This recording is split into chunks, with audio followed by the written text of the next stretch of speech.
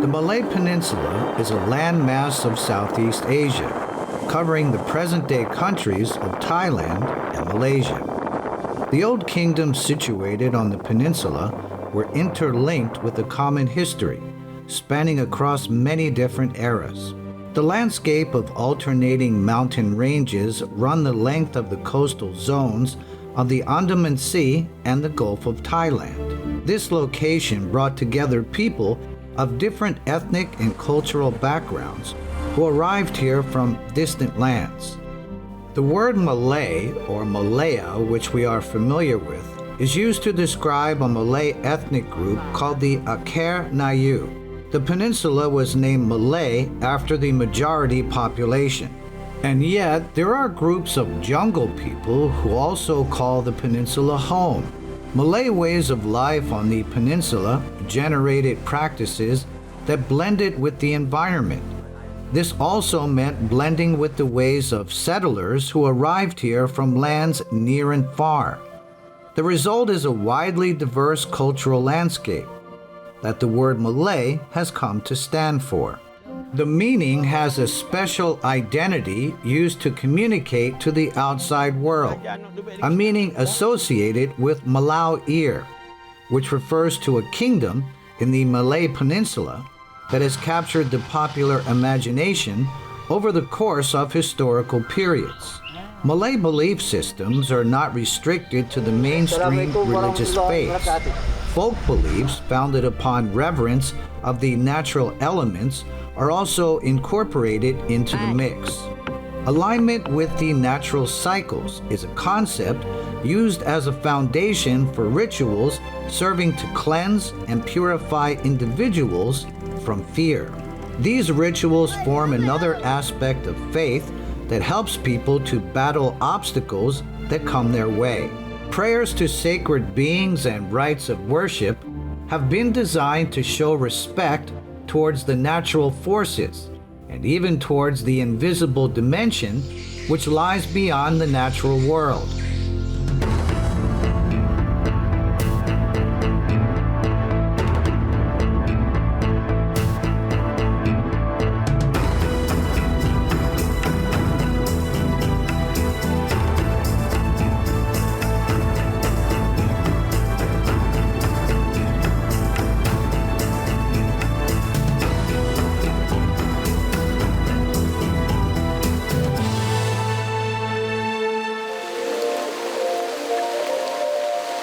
Weapons of Malay faith.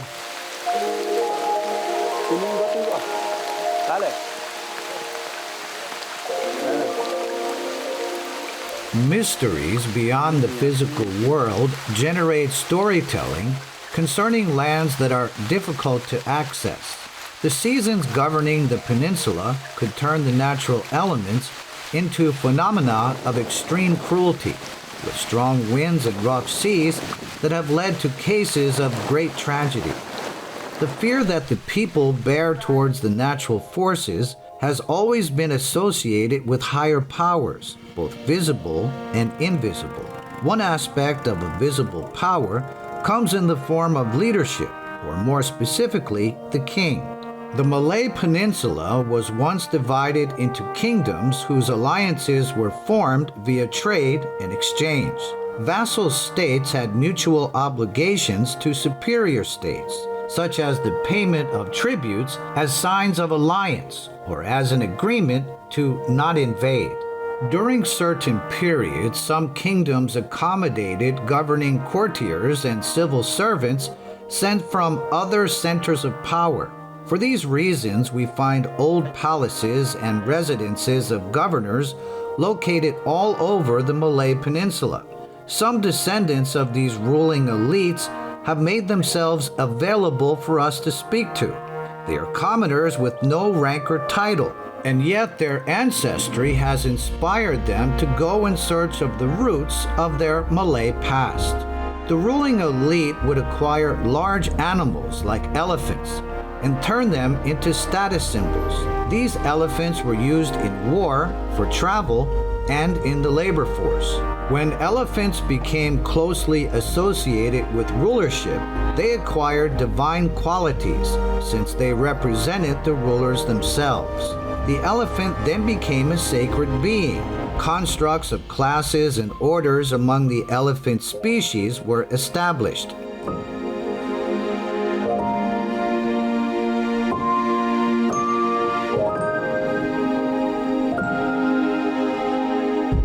ในแง่ความผูกพันของคนมาลายูตอนไหนนะหรือแม้กระทั่งที่อื่นก็เถอะในวัฒนธรรมมาลายูเนี่ยคือสำหรับเราแล้วช้างเป็นสัตว์ที่เราให้ความเคารพมันไม่ได้ถึงขนาดนับถือเป็นเทพยดาหรืออะไรแต่เป็นสัตว์ที่เราให้ความเคารพมากกว่าสัตว์ประเภทอื่นให้เกียรติเท่าให้เกียรติ คน ใช่เกียรติของช้างสำหรับเราเนี่ยเหมือนเป็นคนคือเราพูดดีกับช้างเราพูดหวานกับช้างเราไม่ดุช้างไม่ใช้คำด่าแบบหยาบๆคล้ายๆกับช้างหรือแม้กระทั่งเวลาช้างเสียชีวิตเนี่ยศัพท์ที่เราใช้เราก็ใช้มาตีก็คือใช้ศัพท์ที่เหมือนกับเราเรียกคนก็คือเสียชีวิตเราไม่ใช้มาโป้ที่แปลว่าตายแบบสัตว์อื่นเราใช้คำว่ามาโป้หมดเลยยกเว้นช้างเราใช้คำว่ามาตีคือคำว่ามาตีเราใช้แค่กับช้างกับคนเท่านั้นซึ่งไอ้ตัวนี้มันก็สะท้อนให้เห็นแล้วว่าวิธีคิดของคนมาลายูที่มีกับช้างเนี่ยค่อนข้างจะให้เกียรติ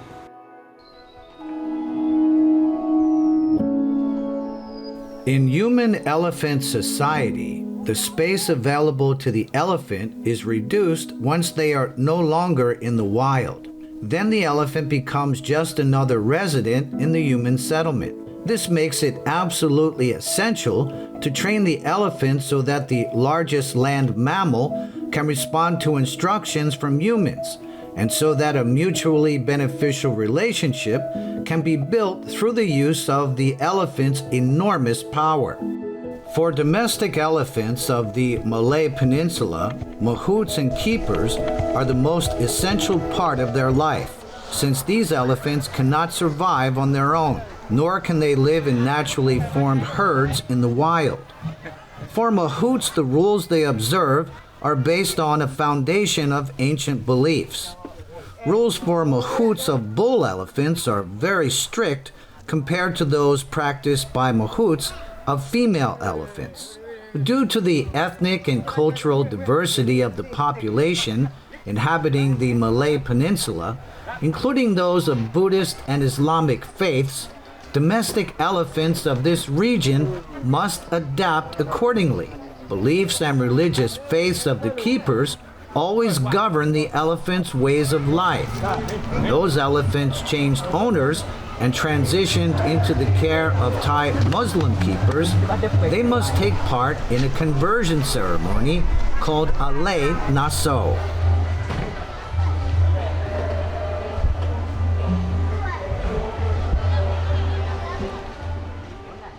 ฮัลเลงัสโซคำนี้แปลว่าการย้ายการดูแลซึ่งมันก็สื่อความหมายที่ว่าจากเดิมเจ้าของช้างที่อาจจะนับถือศาสนาพุทธซึ่งมีพิธีกรรมแบบพุทธไปสู่มุสลิมซึ่งเป็น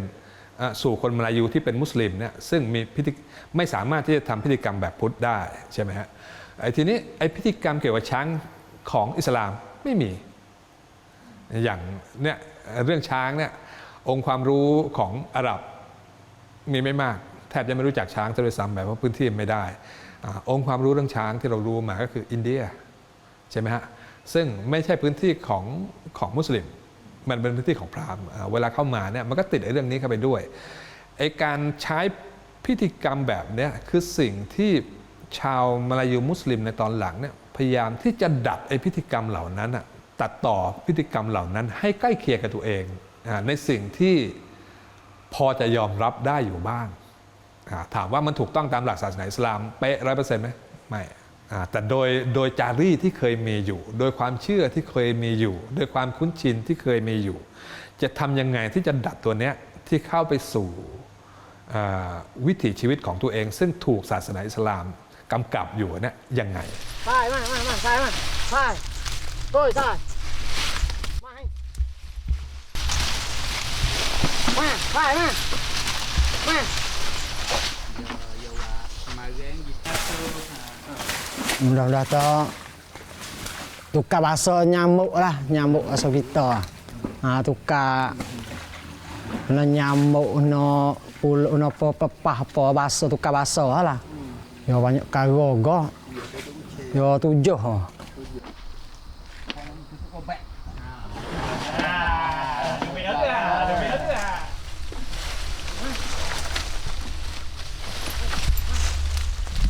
Sava, Sun Guandi's elephant, also took part in the ceremony when the elephant came into Sun Guandi's care at the age of 6. It's been 5 years since Sava became a Muslim elephant. Sun Guandi tells us that the secret to training an elephant is nothing complicated. If we truly understand the elephant, then the elephant will in turn understand us. Both the human and the elephant will blend and become family.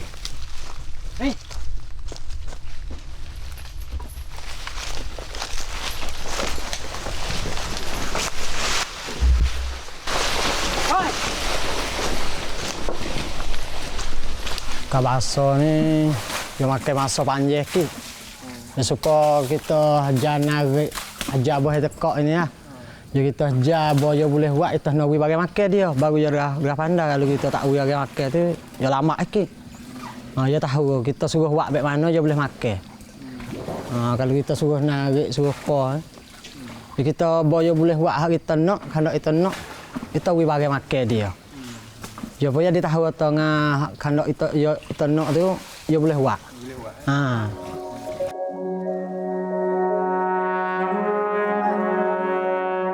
The word Gaya is used to call the elephant an animal that has been associated with profound meaning in the cultural fabric of the Malay Peninsula. One mahout will only take care of one elephant. They live and eat together, and the elephant is a member of the mahout's family. The mahout is constantly aware of the elephant's moods and how tired the elephant may be at any given point.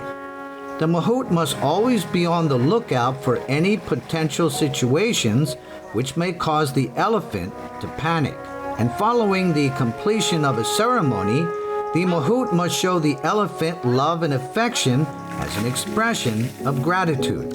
The mahout must then use his hand to wipe the elephant's tears and apply the very same tears all over his own face. The mahout also kisses and cuddles the elephant in line with the philosophy that the elephant is an equal being to a human. ไม่หรอกครับอยู่ที่เราศรัทธาว่ายังไงคือว่าการที่เราว่าเนี่ยคาถานี้เราต้องเพ่งนะ1กินเหล้าไม่ได้2ชู้อะไรแบบนี้อย่าเล่นผู้หญิงอะไรไม่ได้การเลี้ยงช้างนะจริงๆตำหลักนะผู้ใหญ่โกนน่ะพูดจาพ่อยๆก็ไม่ได้ถ้าคนที่ว่ามีคาถาจริงๆเขาจะไม่พูดเขาจะไม่ว่าบางทีปู่ผมเนี่ยสมัยปู่เนี่ยก็ใช้ไม้หวายอันเดียวจะไม่ใช้หอบทีแล้วก็ไม่ตีด้วยนะอยู่แบบนี้ถูกไหมเขาจะไม่ตีเขาจะจับมือว่าถ้าว่าแหลมๆเนี่ยหอบเนี่ยถ้าว่าเขาจับแหลมๆเขาจะทุบที่หินเลย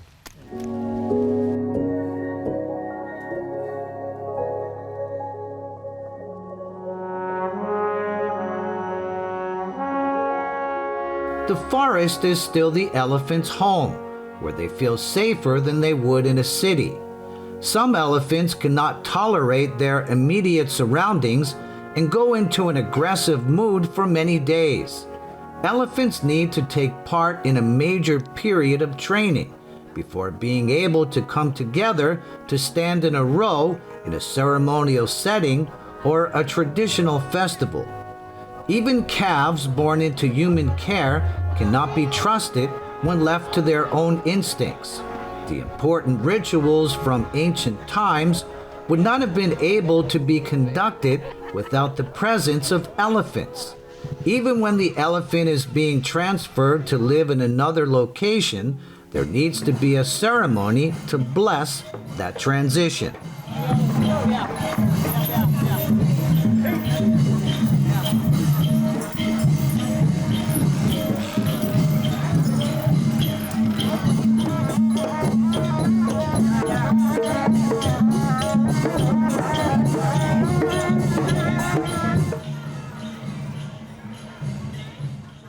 ำพิธีต้อนรับเข้าบ้านต้องทำพิธีมีไก่มีอะไรข้าวเหนียวมีอ้อยมีกล้วยมีข้าวที่เขายังไม่สีใช่ไหมข้าวล่วงไงมีเงิน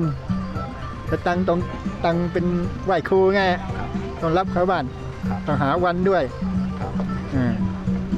ต้องทำอะไรแบบว่ามันทำไม่ทำแล้วมันยังไงเพราะว่าช้างนี่ธรรมดาคนเลี้ยงไม่ได้ใช่ไหมมันใหญ่กว่ามนุษย์ทีนี้มันรู้เรื่องไอ้ช้างนี่มันเชื่อเจ้าเดิมมันเชื่อเจ้าของเดินไม่ใช่เชื่อเจ้าเลยเชื่อเจ้าเลยเชื่อเจ้ามันมาเดิมมันมาจากเจ้าเทพมาจากเจ้าเดิมมันนะแล้วมันข้ามทะเลมันอยู่ฝั่งนี้ก็เป็นคนมันกลับไปอยู่นู่นเป็นเจ้าเลยทีนี้เรามาเลี้ยงมาไม่ได้เชื่อเจ้าไม่ได้เลยต้องทำพิธีรับตรงหมอใหญ่หมอเฒ่าก็เรียก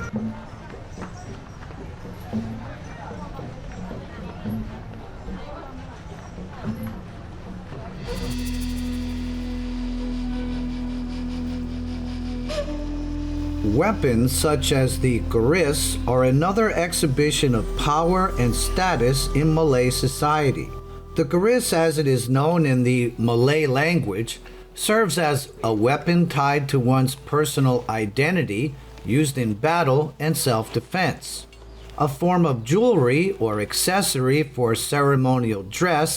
indicating the wearer's rank and title, a sacred object to which the owner must show respect and faith. The garis is considered a high-status item in Malay culture. These three principles are in harmony with the desire to possess magical weapons. So the garis is a most highly prized artifact passed down through the generation. And with the passing of time, the garis becomes more valuable the older it gets. Collectors are prepared to pay significantly large sums in order to have the artifact in their possession. มันเป็นเครื่องประดับยศเพราะฉะนั้นพวกกรีดพวกนี้มันจะสวยงามมากจะประณีต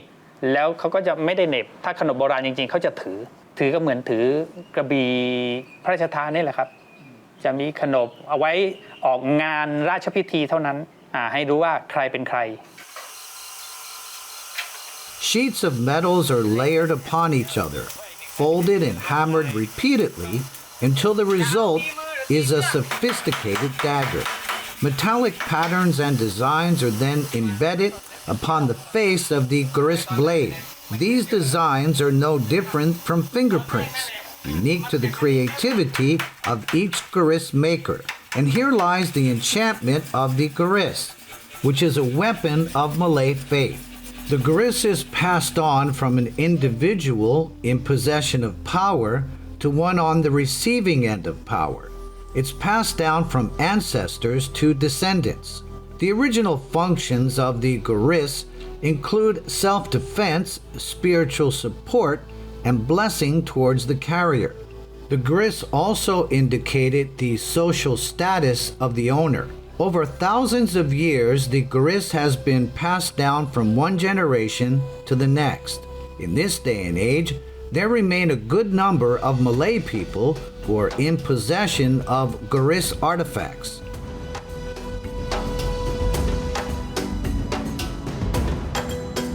โดยขนบธรรมเนียมประเพณีข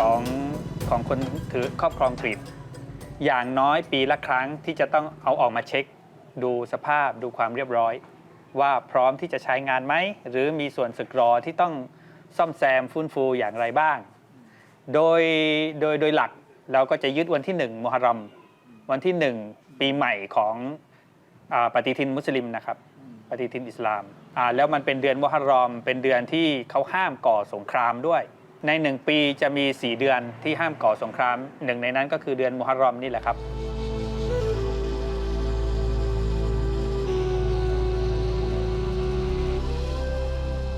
Duan Abdullah Yama is a young man of Malay ancestry, an heir to the Tan Gua Badin clan. He's concentrating on the chanting of a passage of Malay scriptures, which marks the beginning of a rite of garis cleansing. which is a tradition passed down through the generations. Before the ceremony, the garis is pulled out from its sheath. We feel the intense energy that the garis has embodied over the course of many historical periods. This 9-curved garis that is being cleaned once served in the Jabang Digo ancient palace of the Patani ruling house. It's as though the events of past have been recorded upon the garis blade. According to royal tradition, the rite of garis cleansing requires a master of shamanistic procedures to conduct the ceremony. In this case, these masters are called the Dogru and Do Ba Ma. Flowers of 7 colors are used in the ceremonial setting, as well as aromatic items, wood of the Grisana saffron, and perfumed oil. The best quality of water is used for cleaning. The garis is then smoked with frankincense so that the perfume remains with the artifact. The use of aromas also symbolizes blessings that will remain with the owner of the garis. ภาษามาลายูจะเรียกคำว่ามานีกุยมานีกุยก็คืออาบน้ำชำระล้างกริดเพราะว่าถ้าล้างใบที่เข้าใจความหมายทั่วไปล้างใบนั้นคือการล้างสนิมแต่อย่างนี้คือมานีเหมือนกับว่าอาบน้ำแต่งตัวใส่เครื่องหอมเพราะกริดแทนเจ้าของได้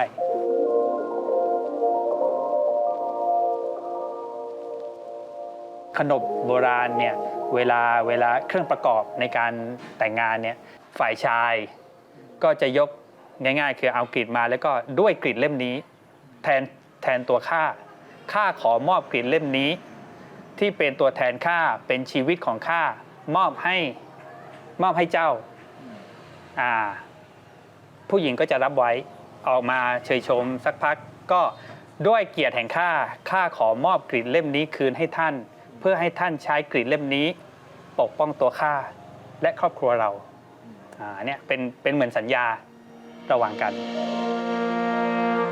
Regardless of how much time has passed, no garis is to be sharpened any further following its creation. This is because sharpening would damage the patterns and designs on the face of the garis blade. It's also believed that sharpening would cause the spirits of previous owners to float away from the garis. The garis has always had a very important role in rites and rituals, whether those ceremonies were designed for the common people, the wealthy classes, or the ruling houses. Even in ascension rites to the throne or kingship rituals of sultans, the garis was used to decorate the superior status of rulership.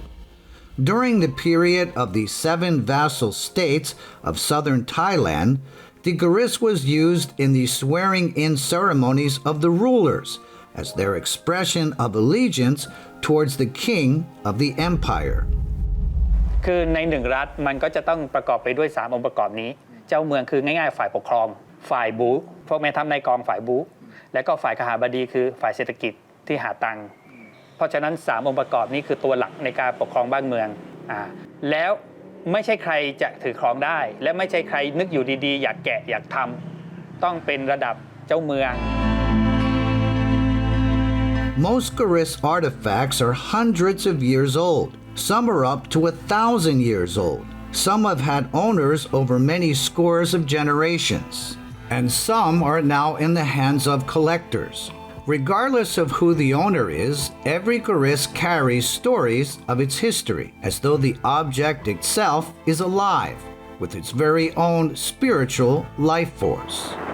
Due to extreme changes in the natural environment, the ways of life on the Malay Peninsula revolve around preparing for every potential disaster which may come to pass on an annual basis. Animistic beliefs have been challenged by modern science. Correspondingly, the monotheistic Islamic faith has had to coexist alongside other faiths which come in the form of deep-rooted local beliefs. So the process of adaptation and ethnic blending has resulted in a special quality governing the region's cultural landscape, setting it apart from other Islamic societies that are otherwise much stricter. What kind of bridge has interconnected and conducted the flow of exchange between two very different ways of thought? We come to an instant understanding upon recognition that everyone lives in the same house, and within that house, members of the same family must always adapt in order to come to a mutual understanding.